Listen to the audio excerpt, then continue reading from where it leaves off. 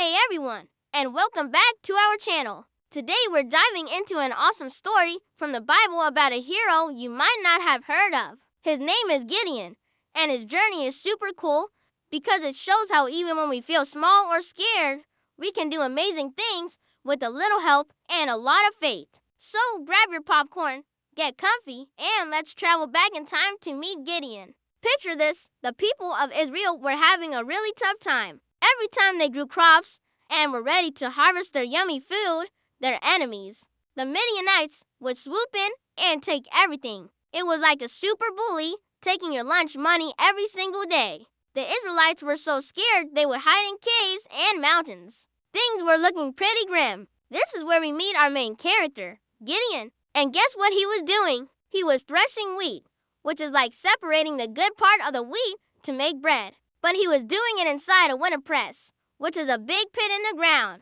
Why?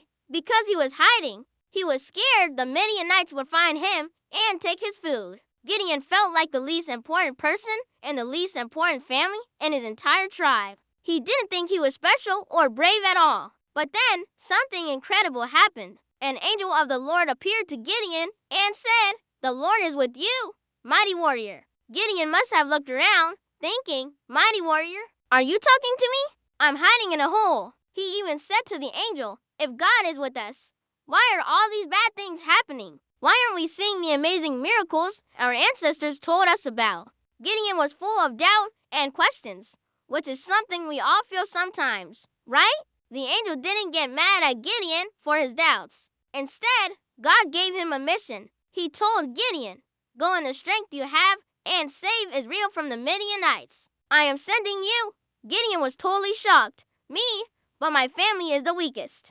And I'm the youngest." He just couldn't believe that God would choose someone like him. He felt too small, too ordinary, and too scared for such a big job. To help Gideon believe, God gave him a sign. Gideon prepared a meal for the angel. Then, the angel touched the food with his staff, and poof! Fire shot out from a rock and burned up the entire offering. The angel then vanished. Gideon was amazed and a little scared, but he knew he had truly met a messenger from God. He built an altar there and called it "The Lord is Peace." Gideon's first task wasn't to fight the whole Midianite army. It was something smaller, but still very brave. God told him to tear down his own town's altar to a false god named Baal and cut down the special pole next to it. This was a big deal because everyone in his town worshipped Baal. Doing this would make them really angry. But that night, with the help of 10 servants, Gideon did exactly what God told him to do. He was still a bit scared, so he did it at night when no one could see. The next morning, the townspeople were furious. They wanted to know who did it. When they found out it was Gideon, they wanted to punish him. But Gideon's father stood up for him and cleverly said, "If Baal is really a god, let him defend himself." Of course, the statue couldn't do anything, and Gideon was safe. This first step of obedience started to build his courage. Now it was time to face the Midianites. The enemy armies gathered together, and they looked like a huge, endless sea of soldiers. Gideon blew a trumpet to call the Israelites to join him, and thousands of men came. But even with his own army, Gideon was still a little nervous. He needed one more bit of proof that God was really with him. So, he came up with a test. He said to God, "Okay, God, if you are really going to save us through me, I'm going to put this piece of wool, a fleece, on the ground tonight. In the morning, if the fleece is wet with dew, but the ground all around it is dry, then I'll know." What do you think happened? The next morning, Gideon woke up and the ground was completely dry. But the fleece was so wet he could wring out a whole bowl full of water. Wow! But wait, Gideon had another idea. He thought maybe this was just a coincidence. So he asked God, "Please don't be angry, but let me test one more time. This time, let the fleece be dry, and let the ground all around it be wet with dew." Gideon was being extra careful. And God, being super patient and understanding, agreed. The next morning, it was exactly as Gideon had asked.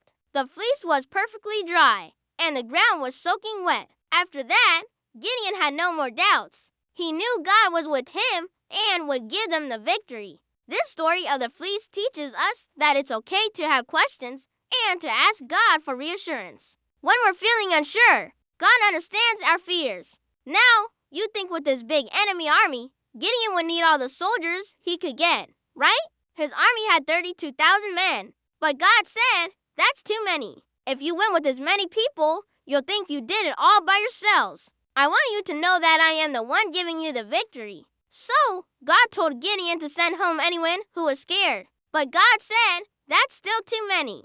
He told Gideon to take the men down to the water to drink. God said, separate those who lap the water with their tongues like a dog from those who kneel down to drink. Most of the men knelt down and put their faces in the water. Only 300 men scooped the water up in their hands to drink, staying alert and watchful. God said, with these 300 men, I will save you. Can you believe it? 300 men against an army that was as numerous as sand on the seashore. This was going to take a miracle. Gideon trusted God's crazy plan.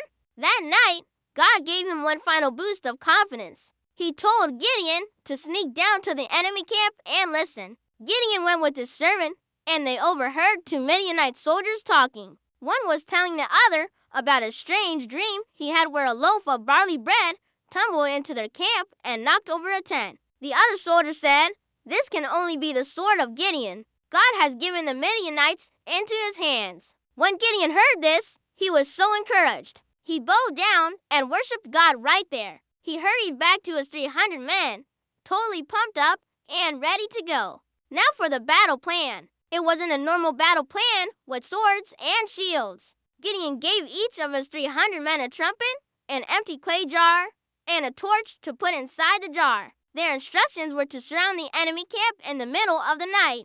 And when Gideon gave the signal, they were all to blow their trumpets, smash their jars, and shout, a sword for the Lord and for Gideon. Imagine being a Midianite soldier, fast asleep. Suddenly, you're woken up by the sound of 300 trumpets blasting, 300 jars smashing, and 300 men shouting from every direction, with the bright torches flashing all around them. It must have seemed like they were surrounded by a massive army. The Midianites panicked. In the darkness and confusion, they started fighting each other. Thinking their own soldiers were the enemy, they ran for their lives, completely defeated, not by a huge army, but by 300 obedient men and a very clever, God-given plan.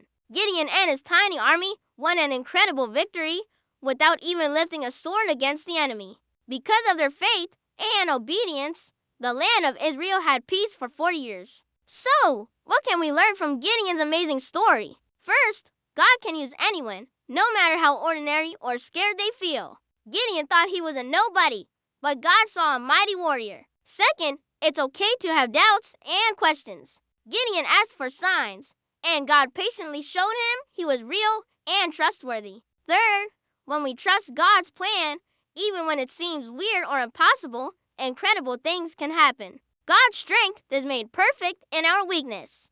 Gideon's journey from hiding in a window press to leading a nation to victory is a powerful reminder that with God, all things are possible. He can turn our fear into faith and our weakness into incredible strength. Gideon's story isn't just about a battle that happened long ago. It's a story for all of us today. It encourages us to step out in faith even when we're scared. It reminds us to listen for God's call in our own lives and to trust that He will give us the strength we need to face our own Midianites, whatever challenges they may be. So next time you feel small or afraid, remember Gideon, the reluctant hero who became a mighty warrior because he trusted God. Thanks so much for watching with me today.